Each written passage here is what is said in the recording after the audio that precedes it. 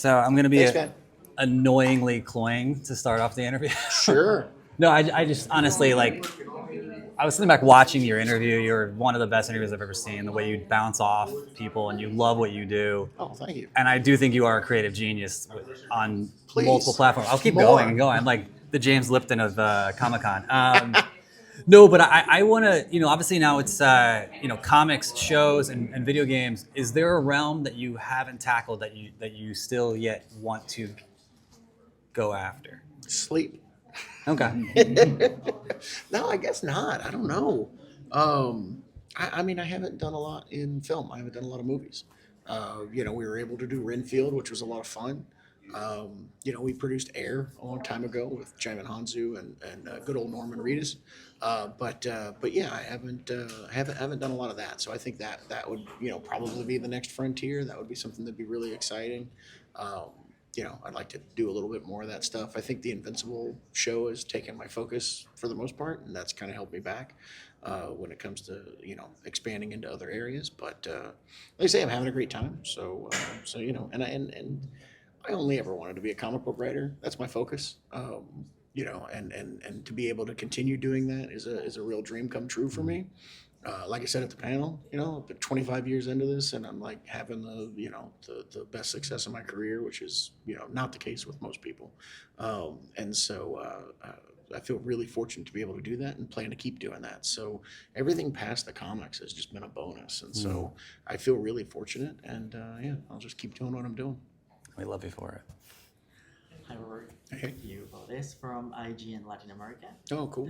So, first of all, I would like to know what elements of Invincible versus do you think will resonate most with fans of the comics and the animated show? I think the personality of the characters that comes through in the fighting, I think will really startle people.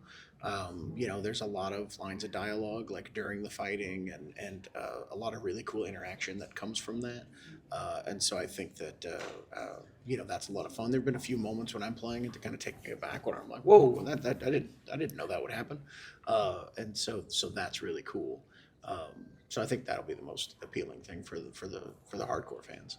Cool. Thank you. Cool. Hi, Robert. My name's Eric. I write for a website called The Gamer. Oh, cool. We met one time in 2013. I remember. We were at the premiere of the first episode of Powers on the Sony Live. Oh, wow. We sat next to each other. That's and funny. Somebody farted, and I just want to let you know it wasn't me. I think you thought it was me. Well, I have no memory of this, and so I just want to Well, assure you I've that been it thinking wasn't about me it as well. For 12 years. That is one of the best questions comics I've seen. Okay, my actual question. So we have seen a lot of really cool stuff about Versus. We can Show. agree it was Brian Bendis at the It premiere, was right? Bendis, I think yeah. it was. I yeah. thought it was the whole time. Great. What we haven't seen. Wait, did it? I'm vaguely remembering it now. Was it like super loud and everyone heard it? The fart? Yeah. I do. I was a big remember deal. that. That's Yeah. crazy. Wow, that's funny. And How do you Bendis forget dropped us. something like that? What is wrong with me? That's how crazy my life is. Yeah, There was a it's- super there's been a loud lot fart of at the Powers farts. premiere, and I don't even remember it. How did that not make it into the show is my question. So I was hoping you could talk a little bit about the story of Versus, because that's something that we haven't really seen much about yet. I cannot talk about it. Okay. I think that I feel like it's publicly been said that it's going to be like like a special episode of the show that you get to kind of experience in a different way as part of the game, and it's super cool, and it's a fun additive thing in the game. But I think anything more than that, and I get tackled. So that is all I will say. Okay. I dart earlier, now it's tackled. I mean, Yeah. God, they're abusing it. They ran out of darts. Battle Beast. The announcement Sure. today, obviously, and quite easily the hottest character in comics right now. And, it's just taking off like a rocket ship. How much fun is it to be in those early stages? Because like you've been doing this a long time. You've had so much success. And I heard you talking earlier about, really getting Invincible out there at the beginning.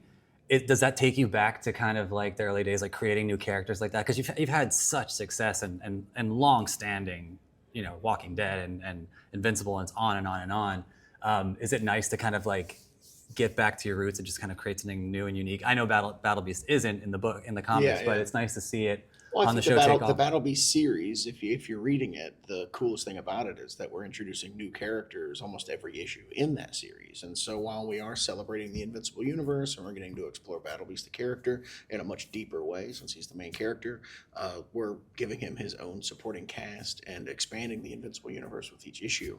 And that's something that Ryan and I just really enjoy doing, like that tandem, the trade-off that I talked about at the panel, where I get to write crazy things and see what he spins it into, and then we get to kind of work together to expand that stuff. And maybe in 10 years we'll be playing as Prince Salaka in a video game, or Wagula, the character that gets introduced in Battle Beast 4, would be a tremendous addition to Invincible Versus if the game's successful enough to go on long enough to have some characters added to it, maybe.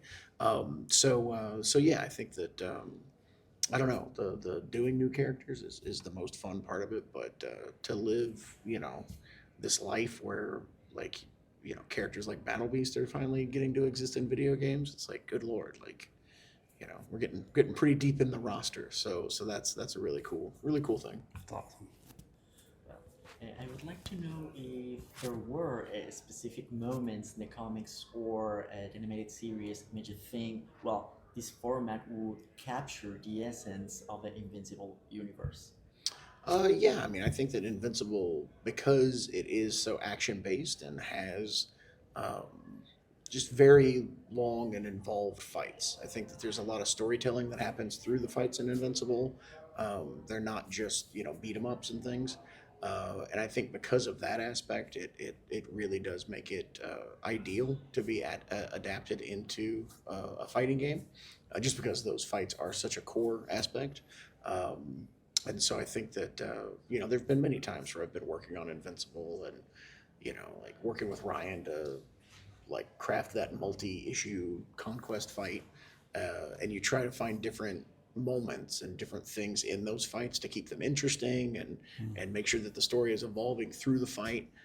And while you're doing that, you're like, oh my gosh, this would work really well in a fighting game, and this would be a really cool element here, and this would be a cool move if he had it. And so yeah, you're always kind of thinking about that stuff. Thank you. Cool. Skybound did a round of crowdfunding for an Invincible game last year. Was that this game? Yeah, I think I can say that. I don't know. Can I say that? I don't know. Yeah, sure. I got a nod. Well, I know when that crowdfunding started, you already had the team that said that in the crowdfunding. Yeah. And it was massively successful. Did that crowdfunding campaign have a big impact on the scope of the game, or the direction you were taking it? I mean, I don't think so. I think that was kind of, I don't know what to say. But no, I mean, I think that entering into this endeavor and trying to expand what it is that Skybound does, the crowdfunding was really about making sure that Skybound can be more hands-on. A lot of the Walking Dead games were licensed games that we had third parties do, and Skybound was very involved, but wasn't completely in control in a lot of cases. And so that fundraising situation was about being able to make sure that we are able to do these in-house games and have that hands-on approach. So I don't think it affected necessarily the scope of Invincible Versus, but it it's kind of like a proof of concept kind of thing, where it's like, okay, we are going to get to be able to do Invincible Versus and hopefully in success be able to kind of steer the destiny of Invincible in the game space in a much more controlled and curated way than we were able to do with Walking Dead. Cool, thank you. And this is a tricky one, but I think you can answer it because you can. We'll see. You can tell me what you want to tell me. No, it's always fun in games when you can unlock secret characters and really cool characters. I mean, ideally, I'd love to see Invincible fight Superman in this. It'd be great. I can guarantee you Superman will never be in this game.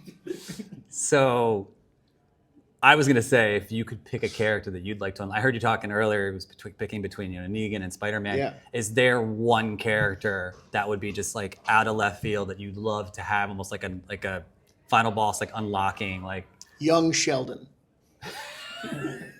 Okay. That would surprise people, right? That would be amazing, actually. And he just absolutely fucking wrecks people. Come on, Or the good doctor. that'd be great. Yeah, great. fantastic. Sheldon. No, I don't know. I have my quirks. Like, would I think it would be hilarious if Marvel's Sleepwalker showed up in the game?